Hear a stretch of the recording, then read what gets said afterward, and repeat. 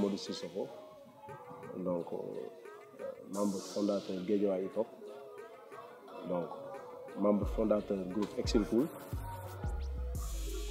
aussi jeune réalisateur et responsable audiovisuel Guédiawaye Hip Hop. Alors, cher Thiam à l'état civil, cher Slam, donc nom d'artiste, alias Tonton du Bled aussi. Yes. Film Hip Hop Attitude. C'est un film boo xamante ne nii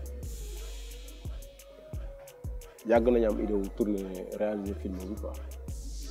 Vu que ñun dañ nekk ci hip hop commencé ko par danse en 1995 nekkoon ci benn groupe de danse bu ñuy wax Exil Cool doon danse. Après en 98 ñu intégré groupe bu ñuy wax Bataillon Blindé African Black Groups ak ñoom Fou Malade donc nekk ci staffu groupe bi. En 2010 ñu am idée wu créer Guédiawaye Hip Hop premier festival Guédiawaye Hip Hop bu tudd Foire Civico Hip Hop. Donc man ci festival bi damay yor sama téléphone Blackberry laa yoroon di photo nii gars yi donc souvent je prenais des photos mais am benn copain bu tudd Pam Ndiaye Pat Ghetto maa ngi koy nuyu de passage moom mu njëkk wax na ma yow am nga notion photo pourquoi pas nga def photo bon ma ne ko photo oui c'est bon léegi ci même moment ci festival bi dañoo am benn gel bu ñu engagé woon bu tudd Fifi Bakhoum moom moo doon ñëw di filmer suñu festival bon premier jour bu ñëwee commencé di filmer festival bi su filmer journée bi soir bi day bëgg ñibbi day bëgg yóbbaale appareil te am na ay concert yoo xam ne dañ ko war di def quoi bon ma waxtaan ak moom ma ne ko mais dama bàyyi ak appareil bi ma tourné concert yi ci guddi mais au début xamuma ko mosuñu gisante malal moo ko fi indi donc mu xaw comme affaire bi xawuma quoi d'accord bon moo wax ko malal convaincre wax ak moom mu convaincre mu nangu mu bàyyi ma ak appareil expliqué ma ne ma lii mooy jafran bi lii mooy nii expliqué ma ni lay fonctionner ni lañu kii bon mu commencé di filmer festi concert yi par guddi mais premier jour bi ma filmé lendemain ma ñëw mu corrigé ma ni ma nii là si la ma affaire bi commencé dugg métier audiovisuel ci laay commencé di am amour bon par la suite ñuy dem ba festival bi jeex ñu def une semaine de festival mu jeex après 2 mois après ma am benn professeur français bu tudd Guy Stéphanie Mori Niane professeur audiovisuel la bu jëloon retraite bu ñëwoon fii ci centre bi bugg a aider ay jeunes defal leen formation ci audiovisuel bon man ma volontaire ñëw maa ngi moom dong mu may defal formation pendant 2 ans kooku moom moo ma xam loo lu bari ci audiovisuel moo ma jàngal ma xam lan mooy logiciel commencé def ay montage commencé xam lan mooy ay cadre jàngal ma ay plan jàngal ma lu bari bon ma commencé nag noonu en 2015 ñu am benn partenaire bu tudd Jean Persek malal nekkoon partenariat ak moom ak Guédiawaye foofu mu mayoon ñu matériel audiovisuel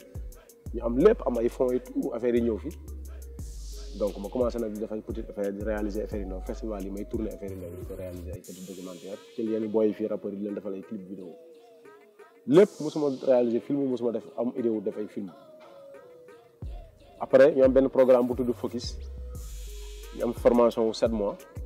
ak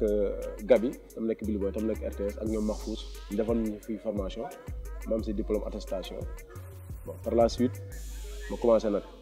def ay affaire en 2017 ñoom Malal am benn album bu tudd Ousseynou Assane doon ko tourner France Malal wutal defal ma invitation visa ma dem foofu doon leen réaliser benn documentaire France ànd ak ñoom dem après ma ñibbisiwaat ma ñibbisee en 2018 benn ko Malick Sarr ku mu leen wax Sarenzo bi nga xam ne moom mooy membre fondateur Guédiawaye ko moom moo am idée bi yàlla dogal mu def accident mu ñàkk si bakkanam donc mu ne damay réaliser benn film si Malick Sarr boobu mooy sama première réalisation benn film bu tudd Volontaire jusqu'à la mort donc ma def film bi am succès lool affaire yi nice après film bi ma voyagé ak film bi dem France projeté ko Bordeaux benn centre bu ñuy wax Lormeau man ak Cheikh Salam invité maire de Lormeau mu seetaan film bi après ma dem Marseille pour présenter ko fa benn association bu tudd Coupin Douce après ma dem ak moom Paris projeté ko tamit benn centre bu ñuy wax s'appelait le centre culturel hip hop La Place bon après ma ñibbisi mais lépp maa ngi nekk si audiovisuel di liggéey mais un moment am naa idée def benn film si benn jeune fille bu tudd Di Freeze. Hip Hop Attitude film la boo xamante ni ça raconte en fait le quotidien en quelque sorte de la banlieue donc une fille passionnée de hip-hop, comment est-ce qu'elle le vit? Avec tentative, enfin, tentation un peu partout dans la banlieue. On veut parler de la drogue, on veut parler du banditisme, de la violence, etc. etc. Et Dee-Freezy, l'actrice principale, elle va traverser justement cette histoire-là, quoi. Vu que dama fekk vécu am fekk dundam début carrière am ak sant yi fu mu toll parce que Dee-Freezy benn jeune fille la bi nga xamante ne doon ñëw di doxantu ci centre bi nekk xale mais saa yu mosaan ñëw fii centre bi ñun dañ koy dàq léegi si dàq bi ñu koy dàq bu jékki-jékki am benn école de danse bu nekk centre de formation de danse bu nekk fi mu ñëw di intégrer école de danse bi quoi ji danse la tuddoon mais mënul woon danse trop après man dama woon benn émission bu mu doon def maag Paco Pat Guito bu tudd joxeel si couplet damay jël ay rappeurs Pape Ndiaye présenté la ñu joxe seen couplet ma jël après mu ñëw ne ma damay rap ma ne ko rabal ma xool mu def benn couplet affaire bi kiiwul ma retaan ko noonu mais par la suite loolu moo ko influencé mu dugg si hip hop mais man depuis début boobu laa commencé di ko topp di ko filmer loolu su ma jiwul Bernard c'est ban année la sax c'était en 2016 laa commencé di ko topp.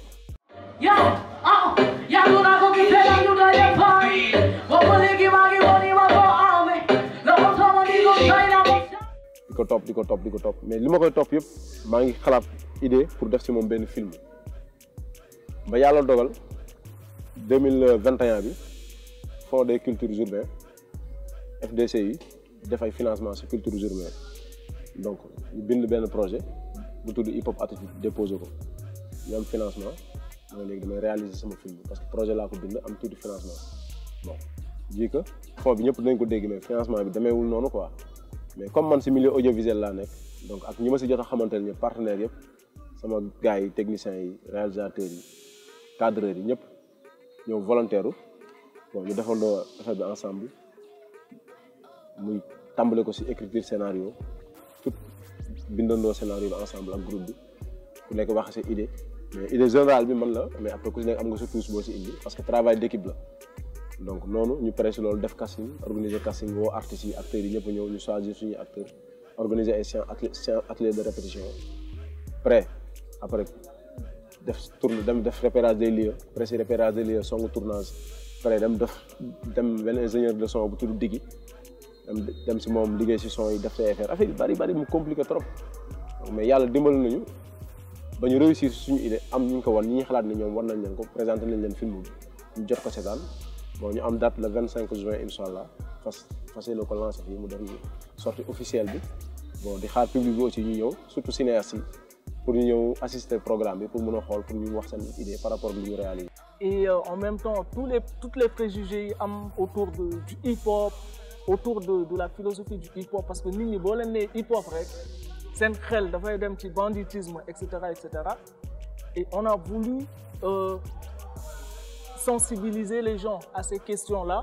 à travers le message du hip-hop, la philosophie du hip-hop qui n'est rien d'autre que le peace, love and harmony. Hip-hop attitude, ça parle. C'est un film boo xamante ni message de sensibilisation la de sensibiliser jeunes yi ci drogue ak violence ci vanne parce que vu que ñun fu ñu dëkk Guédiawaye lañ dëkk quoi te fii ñu dëkk dafa am benn problème bu grave bu fi am te nit ñi duñ ci bàyyi xel par exemple man dama teel a génn école am na nu mu doon demee rek man damay dem ci beneen côté bi mais dafa am lu ma gëm quoi parce que suñu quartier moom mel noonu day nekk booy di fréquenter ay milieu dugg say affaire soo amul sens da nga dugg ci banditisme tey jeunes yi dañuy teel am problème échec scolaire da leen di pousser à ce que ñu dem ci beneen côté bi léegi ñun suñu centre bi centre de formation et de réinsertion sociale la tudd sur les métiers des cultures urbaines mais centre bi en même temps nit ñi génn prison ñu bëri dañuy ñëw fii léegi bu ñu ñëwee fii ñoom dañuy soxla ñu intégrer leen waat ci société bi parce que dafa am lu ñu leen xoolee quoi donc man si sama idée ak sama idée suñuy gars ñu ne dañuy def benn film boo xamante ni day sensibiliser nit ñi jeunes yi ñu xam ne hip hop du affaire de banditisme hip hop message de sensibilisation la boo xam ne dafa war a wan nit ñi droit chemin wan leen yóbbu leen si yoon bu baax la donc film bi global bi lan la mooy message de sensibilisation la si drogue ak violence si vanne. Alors, en tant que chargé de communication à Soninke Vision, nous sommes dans un quartier très difficile. Beaucoup de gens dans le quartier sont, on va dire, entre guillemets, analphabètes. et ne lisent pas. Donc le cinéma, c'est un très bon moyen pour sensibiliser les gens, pour apprendre aux gens en fait des choses. À travers l'image, nous on a voulu justement prendre la caméra et raconter notre quotidien, le quotidien de la banlieue, raconter l'histoire de ces jeunes-là qu'on n'entend parfois pas en fait, qu'on ne voit pas également à la télé. Donc c'est vraiment ce qui nous a motivés en tant que voilà, structure tout d'abord et en tant que voilà, quoi, banlieusard. En fait, bon, pour le moment, film bi tey mooy lu mu leen wax demoon naa direction de la cinématographique bon déposer film bi parce que film bi bëgguñu mu nekk benn film boo xam ne day nekk comme ay série long métrage nañu prévoir pour def ko mais vu que amuñu ay moyens moo tax ñu def court métrage de 13 minutes mais après suñu sorti film bëgg nañ mu dem si ay festival parce que am na ay festival court métrage yu daw d'ailleurs am na ñu jot a déposé ñu ngi xaar pour jot réponse yi loolu daal ñu ngi xaaragum quoi ñu dugg si ay festival ñu mën a xool lan la ñuy def pour mën a am suivi defaat def ko long métrage loolu mooy suñu objectif. Waaw, c'est la question bi ñuy poser à chaque fois. C'était très difficile, mais il faut savoir que c'était un pari pour l'équipe. On est une équipe très jeune et dynamique. Bu ñu amuloon xaalis sax film bi dañ koy tourner parce que c'est un projet qui nous tient vraiment à cœur. Et on a cherché de gauche à droite, de l'argent pour le produire et tout, mais on n'a pas eu grand-chose. Donc voilà, moo tax ñu def un court-métrage en fait en réalité. Mais on a également reçu un financement du Fonds des cultures urbaines, donc qui nous a permis justement de taccaler avec les moyens du bord et puis avec beaucoup plus notre expertise. Parce que toutes les personnes qui ont participé au projet, la majeure partie des gens, c'était de manière bénévole et volontaire. Donc c'est vraiment loolu moo ñu gën a jàppale quoi ci tournage du film. Pour le moment, les rappeurs sont invités le 25 juin pour regarder. Parce que actuellement, man sama objectif mooy quand on parle de rap parce que ñu bëri suñuy wax rap dañuy foog ne hip hop rappeur moo tax ñuy wax quand on parle de rap mu ngi mel ni garab bi dafa am branche am ay xob am ay feuilles mais dafa am ay affaires yu ciy génn donc loolu ça veut dire mooy DJing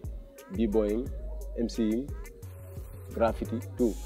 Bon ñun fexe nañ bi nga xamante ni suñu film suñu lancement film invité nañ ñi nga xamante ni ñoom ñoo téye hip hop Galsen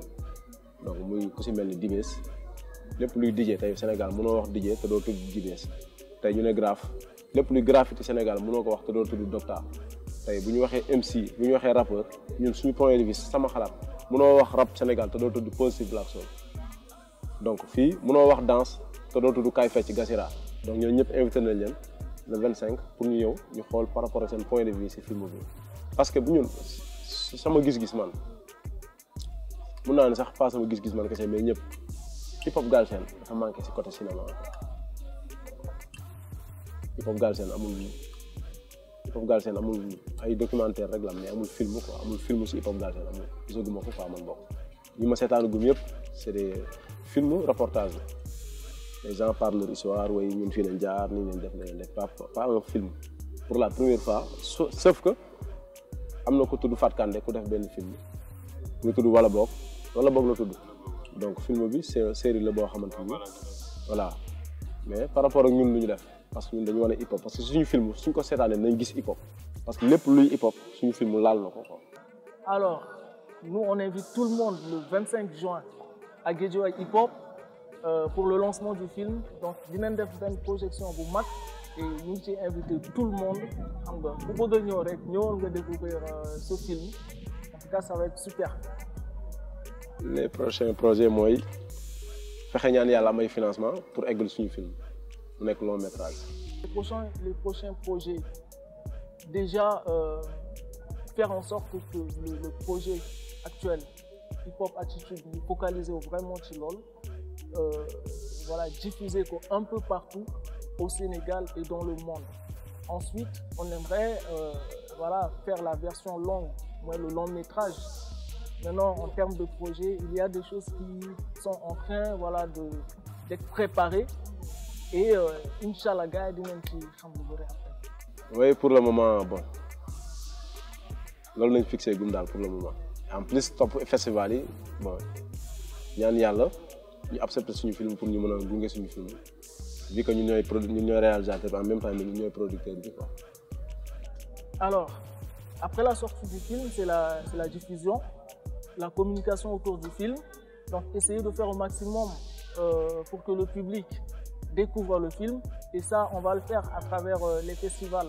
Donc nous allons déposer un peu partout dans les festivals au Sénégal, à l'extérieur, etc., etc.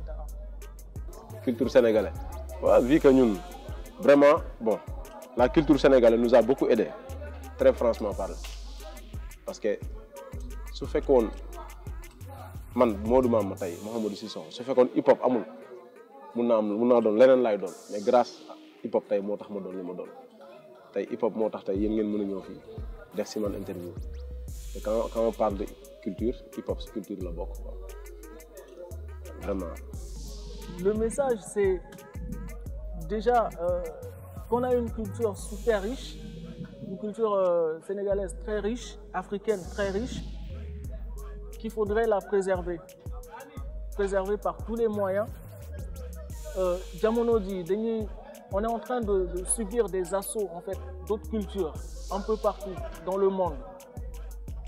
Américains yi ñu ngi imposer seen culture, enfin les occidentaux en général, les asiatiques pareil, ñoom tamit c'est à travers le cinéma, c'est à travers la musique, etc., etc. Maintenant le message que je lance à tout le monde c'est que suñu culture nañ ko préserver,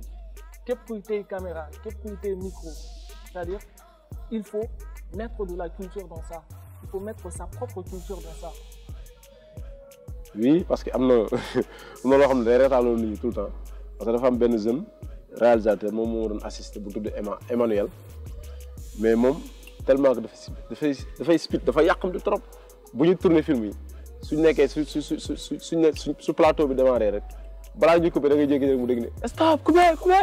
léegi ñun bañ demee di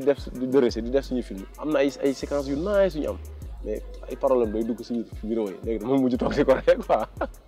loolu moo doon si tournage yi moment loolu rek laa am loo xam ne chaque jour damay toog di ko xalaat di mu def mooy ree coupé gars yi coupé nañ koy tooñee. Beaucoup d'anecdotes, beaucoup d'anecdotes. On a tourné beaucoup de scènes. maa ngi xool ay anecdotes yi mooy wax sax mais question choix la quoi, choix la cool. Mais je sais que ça gars ñu ngi doon balak et puis voilà du ma wax tour hein, mais am na koo xamante ni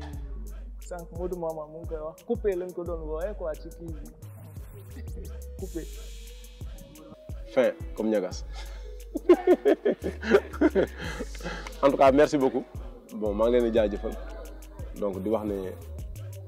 invité nañ leen ñëpp 25 juin ngeen ñëw à partir de 19h